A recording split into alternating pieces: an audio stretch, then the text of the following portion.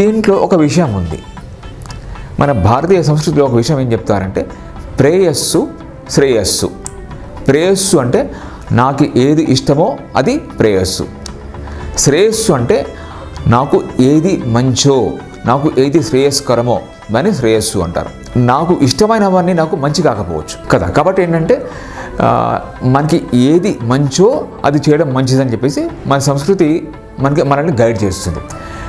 కానీ యువత లోపల టెండెన్సీ ఎలా ఉంటుందంటే నాకు ఏది ఇష్టమో, నాకు ఏది నచ్చుతుందో అదే చేసే ప్రయత్నం చేస్తారు. కాబట్టి ఆ శ్రేయస్సు అనే దాన్ని పక్కన బట్టి ఈ ప్రేయస్సు వైపు మొగ్గడం అనేది ఈ మధ్యకాలంలో ఎక్కువగా జరుగుతుంది.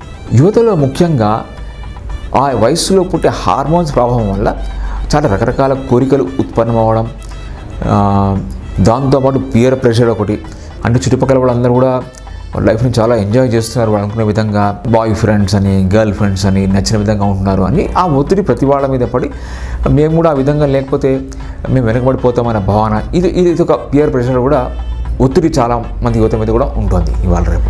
బాయ్ ఫ్రెండ్ గర్ల్ ఫ్రెండ్ అనే కాన్సెప్ట్స్ యాక్చువల్గా మనవి కావు, వెస్టర్న్ కల్చర్ నుంచి మనం తీసుకున్నాం. వాళ్ళ డెఫినేషన్ ఏంటంటే ఫ్రెండ్ వేరే, బాయ్ ఫ్రెండ్ వేరే, ఫ్రెండ్ వేరే, గర్ల్ ఫ్రెండ్ వేరే.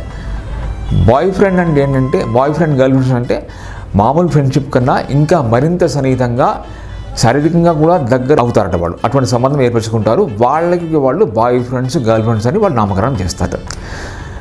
ఇది ఖచ్చితంగా మన కాన్సెప్ట్ అయితే కాదు.